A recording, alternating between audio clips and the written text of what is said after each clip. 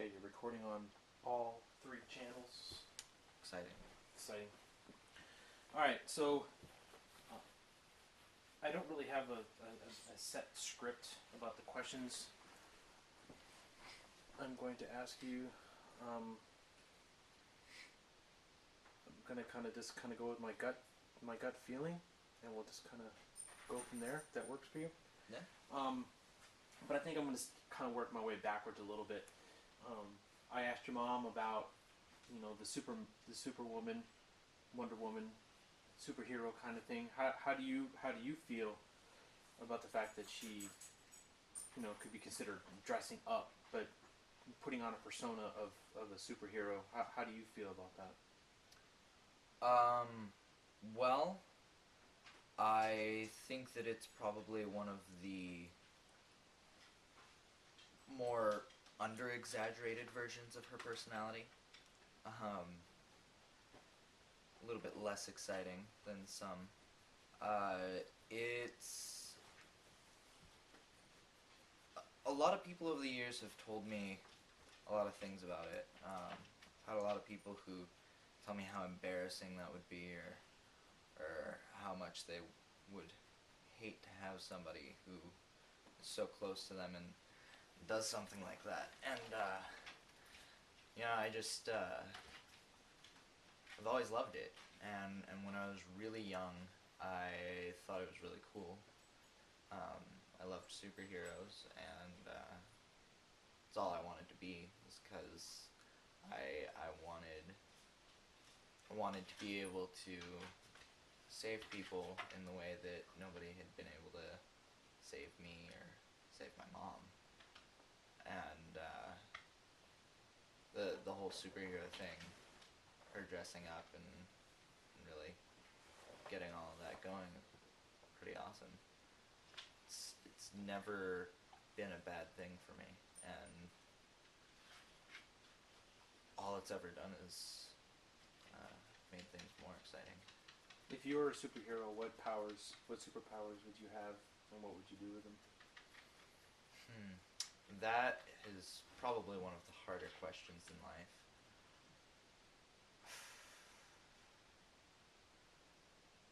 You know, it's actually something that I've played with for a long time. And I'm almost at a point in time right now where I don't know that I would have any superpowers.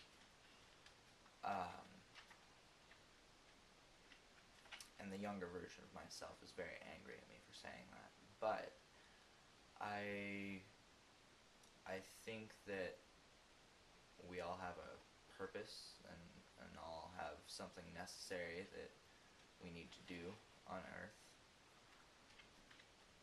And whether religious or anything else, it's just, I think it's good to assume that you should do something. And I think that that having anything different about myself would make it so that I would be incapable to perform any tasks that are necessary for me to do. I'd like to be exactly who I am and do exactly what I can do with what I have here, just to get as much as I can in the world that way. You come across as a very mature kid, and I say that without any pejorative aspect. I mean, I say kid because I'm 45, 46, and that makes me an old man. Do you feel that the experiences that you've had with your mom have aged you, made you more wise, have given you a perspective that a child your age wouldn't necessarily have had? Or do you feel that you've always been this way, and your mom's illnesses have brought that out in you, have kind of caused them to rise to the surface? I think much more the latter. I think that everybody has the ability to understand anything, really, and be anywhere in their life. I think that it is the circumstances that brings that out, and I don't know that I would have had any of the thought processes that I did, or decided that I believed in any of the things that I did had things with my mom not been quite the way they were. Can you give me an example of a thought process that you have that you think might be different from other kids? Well, for instance, I am really okay with death. And when I say that, I don't mean that I look forward to death or that I just don't care about it. I more so mean that it seems okay to me because I told my mom that I really did think that she had the choice, and told her that she would be choosing whether or not to live with the cancer. And I've always felt that everybody has the choice to do something. And furthermore, I do feel that if people get to a point where they choose the route of death, I think that that's okay. I know very few people that think similarly. I think that most people are really, really afraid of death, and more than just that is not so much with themselves, but when they've got a family member who might be able, not be able, but be at a point where they might die soon. They do everything they can, and this is most people, to hold on to that family member or that friend, or and whether that means through just physically holding on to them, or making them do everything that that person can think of to try to get them to stay alive. And I really think that it comes down to the person whose life is at stake, and I don't know that I would have ever made that connection for myself had I not been in the same scenarios with my mom. I'm very big on choice. Do you feel that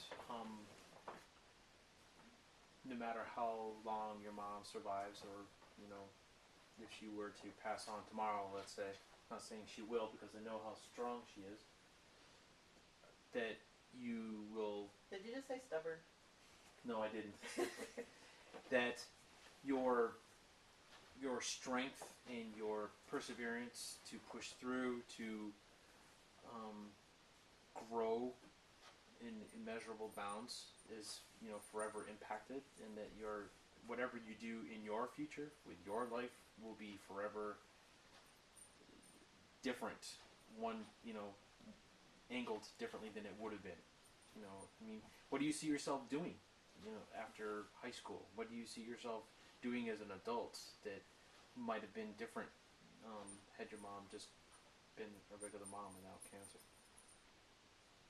Well, as I said earlier, when I was younger, I wanted to be a superhero. And maybe I'm just naive, but nothing has changed, except for the outlook on the fact that I don't want superpowers anymore. I'd like to do something to help people understand that they do have a choice, whether that be in life or death, or well, anything really.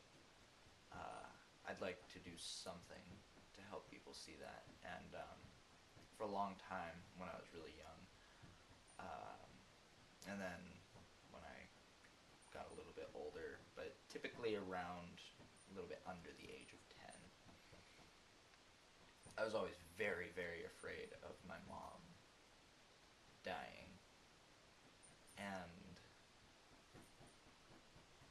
to go off of that, okay, there's a dog upstairs. Yeah, if you want to pause, we can pause, because yeah. Buddy! Is that who it is? Lucy! Lucy. That's how Lucy scratches. Yeah. Lucy. Stop it. Our dogs are doing the exact same thing. My God. Alright, back on.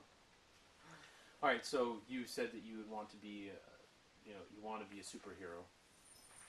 That's kind of where you were headed, and you were.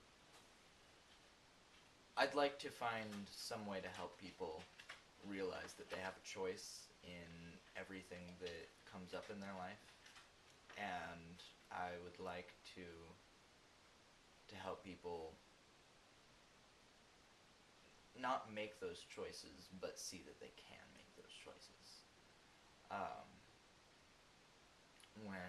When I was, typically under the age of 10, those were when these thoughts were coming up. I was very scared of my mom dying for pretty understandable reasons. Everybody's scared to have somebody close to them die. And at the time, and quite frankly now as well, she has always been one of, if not the closest person to me. And so her being gone, I always thought that I'd pretty much fall apart. I didn't think I'd die, but I thought that I'd make some very bad decisions. I thought that I'd go down some very dark paths, and I'm now at a point in time where she called me just the other day talking about going base jumping. And of course she's broken her back skydiving and then gone again, so I'm kind of used to this. But one of her coworkers was saying that, if she went base jumping, what if she died? What if she, left me alone? And so she decided to call and ask. And I told her right off the top of my head that if she died in her sleep, that would make me very angry. Because she's fought so much to not die. And that would almost seem like losing to me. Whereas, conversely, if she died falling out of an airplane, more so from impact with the ground, or in any way such as that, I'd be really okay with it, because she went out with a bang. And she went out having fun, doing something she loved. And I think that that's really, really important. And I know that a lot of people don't think that way, but I think that to die doing something you loved, even if it's, a violent death, I think that would be significantly better than just to fade away.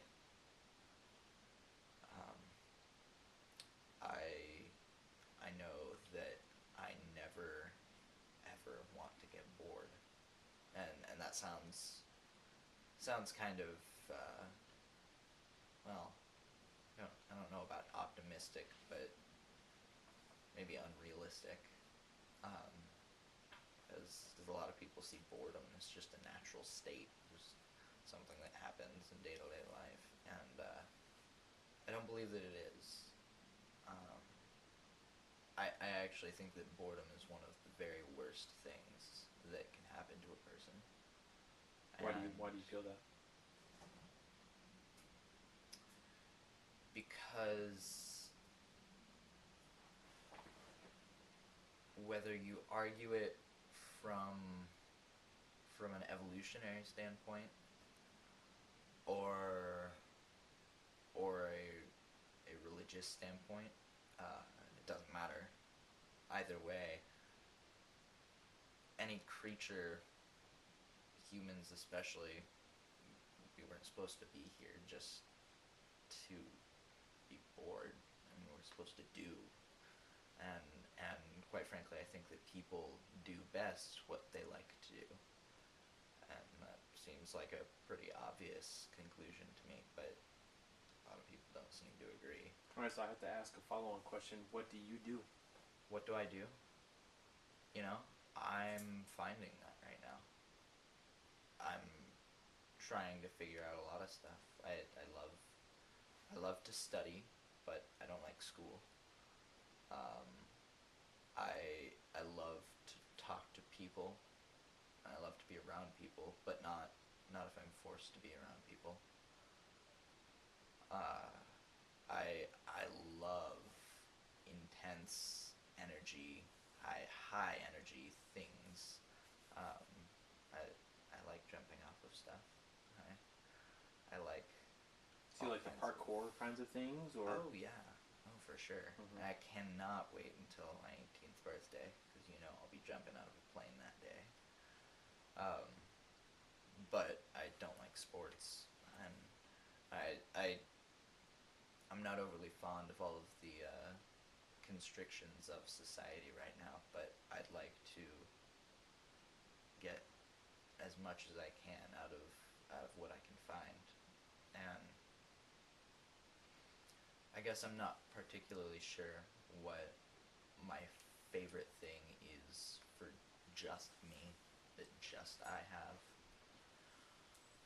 But I do know that I would absolutely love to be able to at least help other people see that trying, it, even if people can't find that thing, at least if they try to find that thing, it's the best thing that anybody could do. I think that we all deserve our own drug that is just for us and makes only us feel good. And no drawbacks. Not something chemical, but something that just makes you happy. You want to climb in there, or do you want to sit there? Oh, I can climb over. So, how, as I was interviewing your mom, how do you feel about some of the stuff that she was saying about her nutrition and her alternative healing techniques, and her going against the doctor's orders, and going up in the airplane and jumping out, or proposing to go to the New River Gorge. I've driven over that bridge. It's pretty awesome. Going against the grain, going against what society demands of us as sick, ill, distressed people. I think that going against the grain is the only way to go. And I think that she has been a huge, huge, huge person to show me that. In fact, she's the main person that has shown me that sitting down and just accepting what others tell you, in some people's cases, could just end with them not really getting what they want, or being a little bit bored. In her case, would have ended with her dying. And I don't think that that's acceptable. I think that doing everything you can to do what it is you want, especially if that goes against the grain, is the way that you should do it. And I couldn't be happier that she's done all that. I think that if there's one thing that I do learn from her, that's what I would want it to be, which I know I have. And no, he does not eat like I do.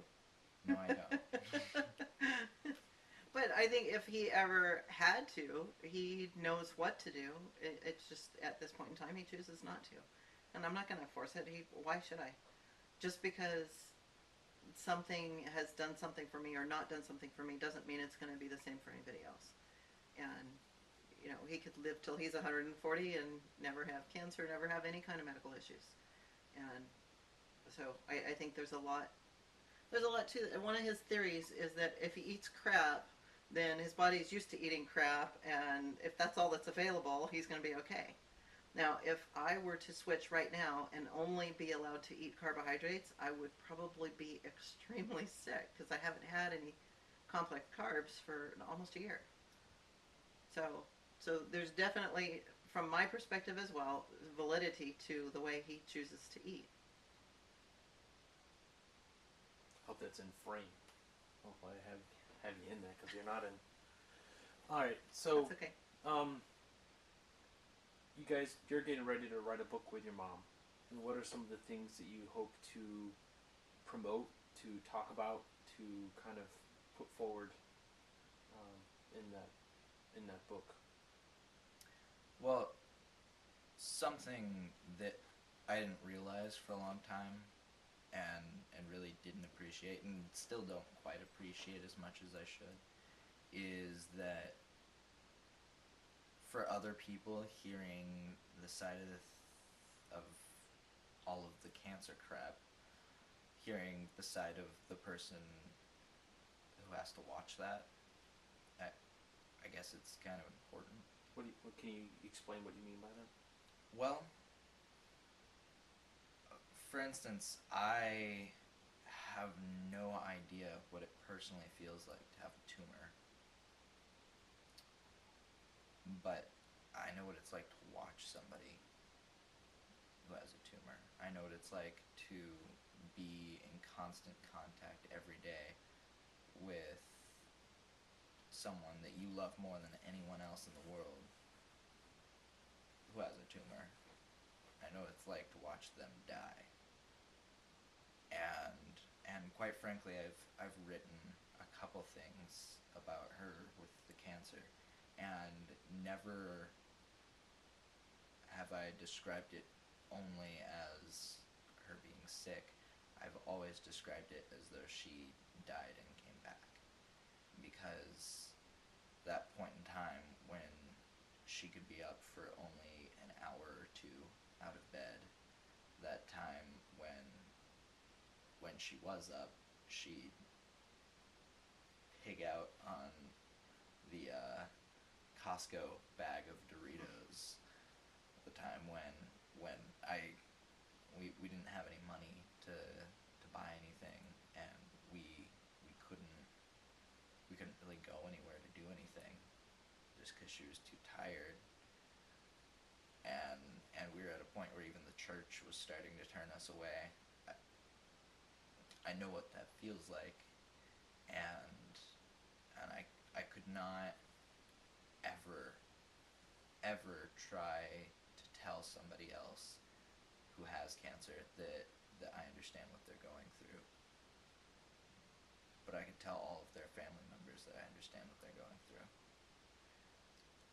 And furthermore than that, her dad, very shortly before cancer got big in her, died of cancer. Most of the adults on this side of my family have had cancer. Cancer is caused by having a traumatic event happen in your life. And oftentimes that can stem from seeing somebody have cancer. I sure as hell hope it doesn't jump to me. Quite frankly, I don't think it ever will. But there's a lot of people that don't think that way, and they end up watching somebody die, and they don't know how to cope with it, and they end up in the same situation themselves. And if I could try to help someone understand that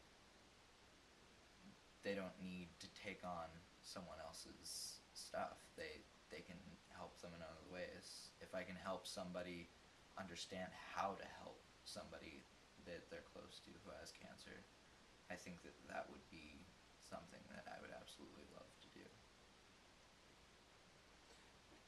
One of the thoughts that I've had over the last 15 minutes of listening to your very sage answers is, how do you walk through the hallways at school? How do you speak with your teachers and your classmates when they're at whatever level they're at? And teachers can be just as immature as students.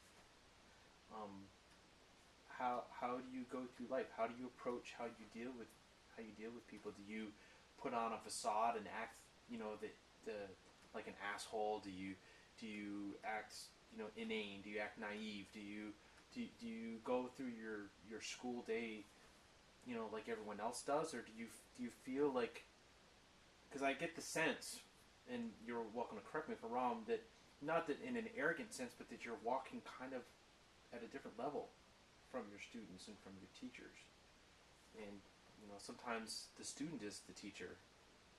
How can you speak to that, or can you speak to that? Well, I don't know about being at a different level or anything, but I do know that when I was really young, I was for the most part just myself, and I was only one part of myself. I was the part that I was at home with a dying mom, and when I got a little bit older, I started making a lot of jokes because something that a lot of people don't realize is that the people who make the most jokes, the people who try to be the funniest, are 9 times out of the 10 the people who are the saddest. And I think that I was at that point, and I was trying to make other people laugh so that I could laugh, and then eventually that led to just another part of myself. And at school, most people see the part of me that makes a lot of sex jokes. The part of me that is loud and that does a lot of weird stuff that most people would not do. And Can you give me an example of one of those things without embarrassing yourself? well, I don't get embarrassed. That's part of it. But Or without thinking that you will embarrass me or whatever. hmm,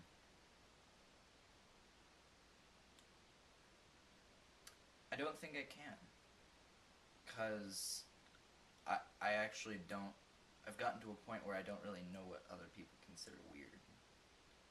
I really don't get embarrassed because of everything that's gone on with this. I just don't look at things the same way as other people, and I don't see any point in getting embarrassed. And so I don't know what I do that is different from other people. I just know that it is, and I know that people comment on it a lot. But I don't really notice anything specific day to day that I'm doing that's out of the ordinary. I just do. Would you say that the free hugs thing is a natural extension of that? For sure. Yeah. What's the range of emotion and or response that you get from people, guys and girls? Because I saw guys hugging you in that parade last year or the year before, whatever. What did the hugs do for you and do for them? Well,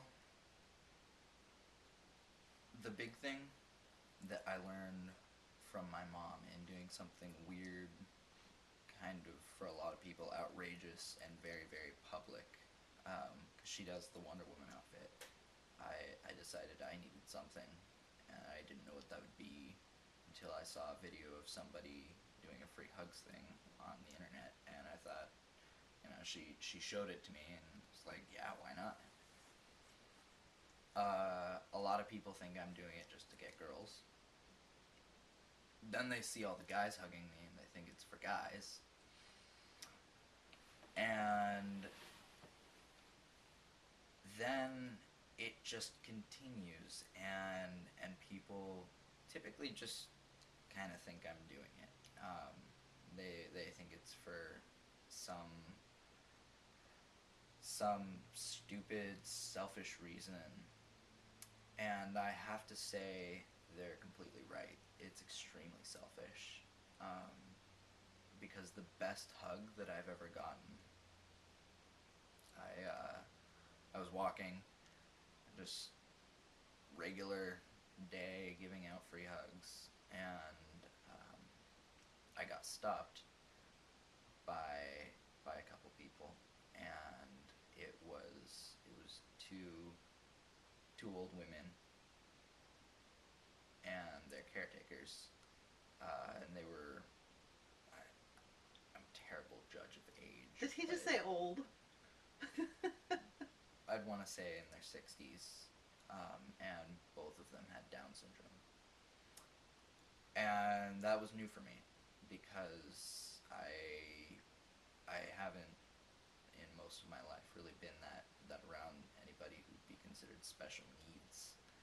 And I got to hug these two women, and they both had, a little bit of stubble, and they were just picture perfect different. And the first one, she hugged me, and I could literally feel her smile, and that was hilarious. It was awesome, and it didn't last for too long. It was a pretty quick hug. But the next one hugged me for probably an entire minute, and she slowly rubbed my back, and I felt so comforted. And I love doing stuff like the free hugs, because whether it's because somebody's laughing at me and they think that what I'm doing is stupid, they get to enjoy it, or they get a hug and they actually have a better day because of it. Either way, I'm making people happier, and more importantly, I'm making myself happy. And the happier I can be, the more happy I can make others. And the making other people happy is just a good byproduct. But being able to share in an experience like that is just awesome. I actually don't even remember what the original question was. You and your mom are like. Can I jump in there for just a second? Yeah, let me see if I can adjust the camera. Bert, is there any way I could get you to call CJ and tell him I'm running a few minutes late? My phone's right there on the table. Ask him if I can call him like in 20. Thank you. So what I just wanted to bring up is when he was in kindergarten, there was an issue, we don't need to go into it, where the kids were making fun of him. And at that point, I thought that was going to be something in middle school. I had no idea it would be in kindergarten, And so I helped him to believe, whatever, that if he made fun of himself, that the other kids would not make fun of him. And the more, if somebody made fun of him for whatever it was, it doesn't matter, regardless of what it is. If somebody makes fun of you, if you make fun of yourself, go along with what they're saying. Yeah, I'm a dork. Whatever it is they're calling you, agree with them.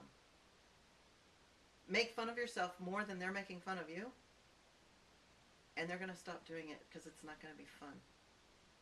And so in kindergarten, he understood that.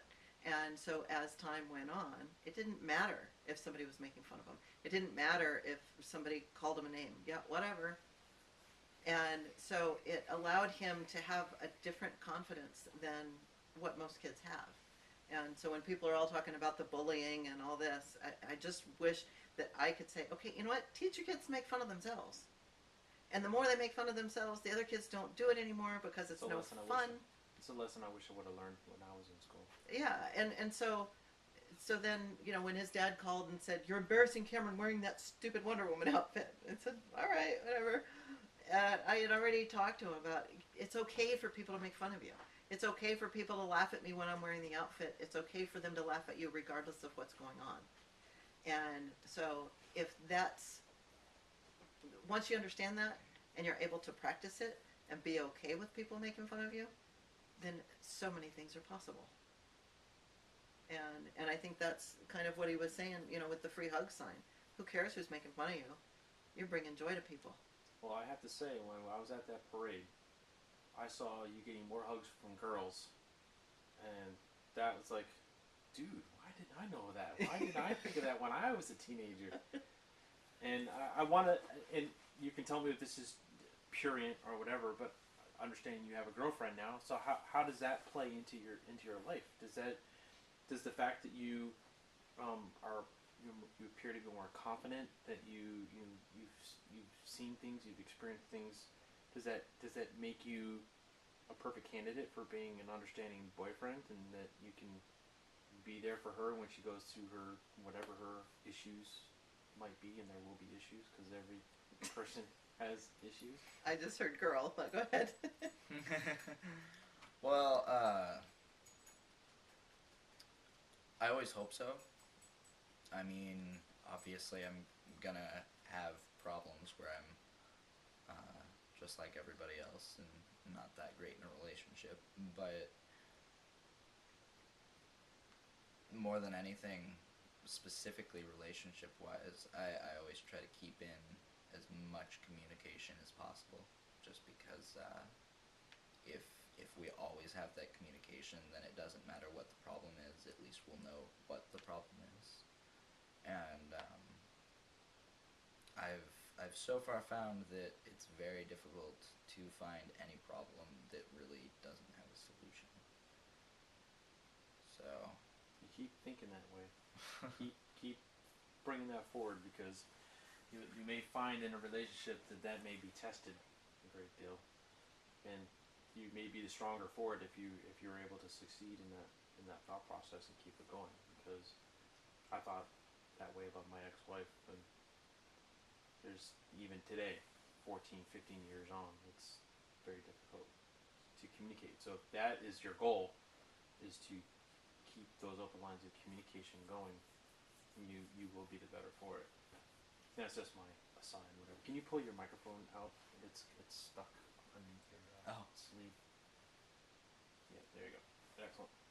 So what do you want me to know about what's going on between you and your mom, you yourself as a person, growing into maturity, the book, the radio show? What, this is your chance to kind of tell the viewers, what you want to talk about.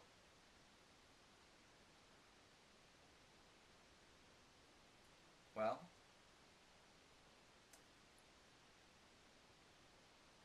as I said earlier,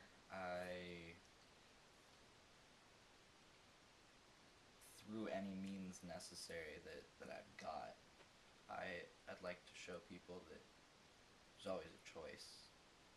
That no matter how bad things look, or how good things look, or anything in between, there's always a choice of something you can do to make it better.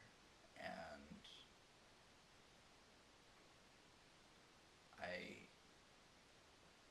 I'm even working on making sure that I always remember that.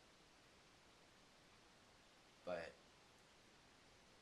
I think that it'd be a better world if we all looked at it that way. And if we all understood that we had a choice, and then further than that, tried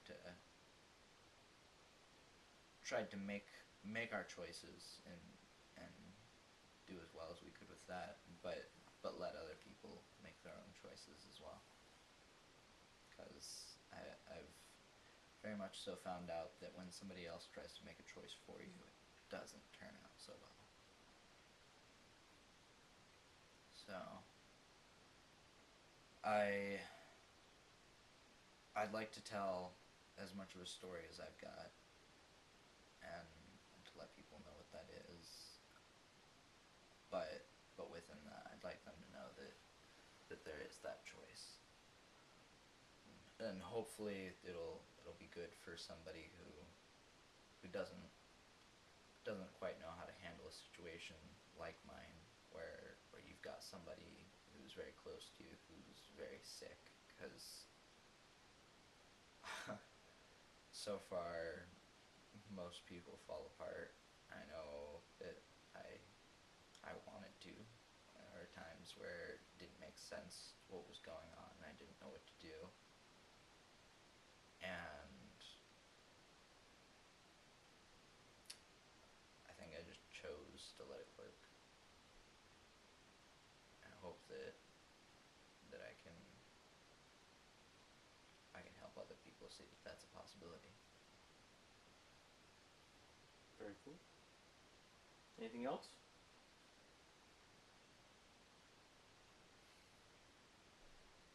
I think I really messed him up when I broke my back, and he saw me in the hospital bed, all broken.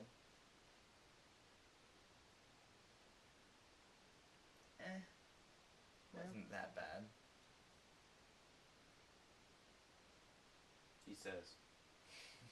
I get out of the hospital, and somebody's talking about Texas and talking about Eastern Washington. He went on all kinds of trips while I was in the hospital. I didn't even know he was gone. But that's why they gave you Oxycontin. So that's good. Drugs.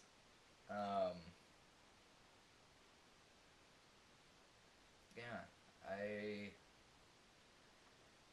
guess I'd like people to be happier. That's what it all comes down to. I'd like to be Adventures. happier. Yes, adventures are great. It's like the key to every good story. Maybe that's the problem, is people don't look at their lives as stories. They should. They should look at what are they really doing with it. Because if somebody were going to read that in a book, would they enjoy reading it? Or would they close the book? So what's your mailbox peak? My mailbox peak? What do you mean? Well, your mom has mailbox peak. She has jumping out of airplanes. What do you have?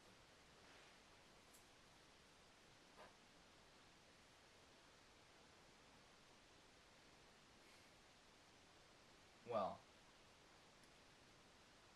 A lot of his since we're things you keeping can't do this till you're 18. appropriate, We're not keeping it appropriate. uh, There's no law or message that you're saying, this needs to be appropriate. It's going to go on Vimeo, but they allow swearing on Vimeo. oh yes. Let me move away from you while you talk about this subject. I know where he's going. Oh, really?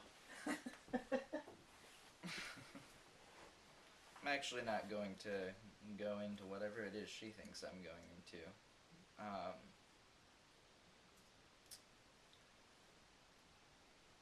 I've always known that I would have a couple vices, and as far as vices go, I don't know that it's something I think that is bad. I think that everybody has to have their own vice, because every living thing has something that it thrives on other than specifically for survival. And for me, I quite enjoy adrenaline. I think that sex is fairly important. And I like learning. So that probably makes me a hippie. But on the other hand, I'm glad that I know the things that I enjoy, and if at any time I need to do those things, I know what I need to do, and all of those things open up into much more. I mean, adrenaline can mean anything from jumping out of an airplane to enjoying some good old sailing, and sex. There's no end to that, because it's not just a sexual part. There's also, I think maybe a term that other people would prefer to hear is love, because and I say sex because I enjoy being a little bit more outside of what everybody else enjoys to hear.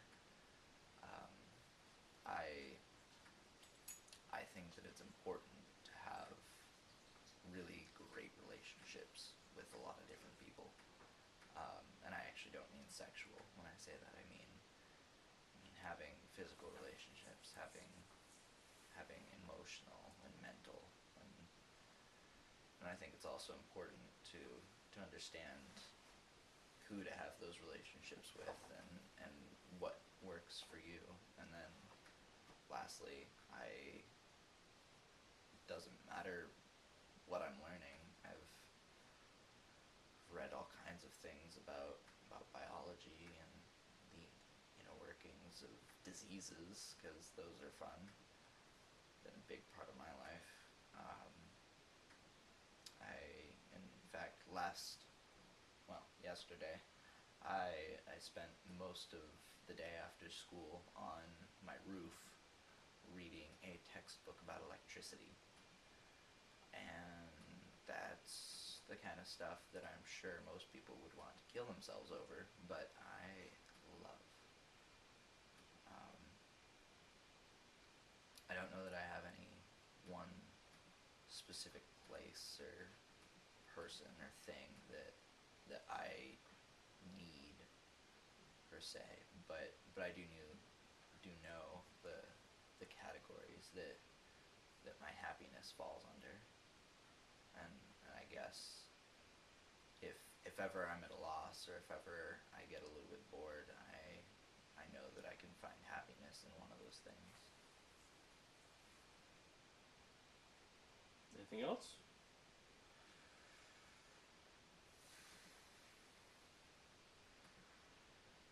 Well, I think that's it for today, but yeah, I'll probably see you again in the near future. Yeah, I think you're probably right.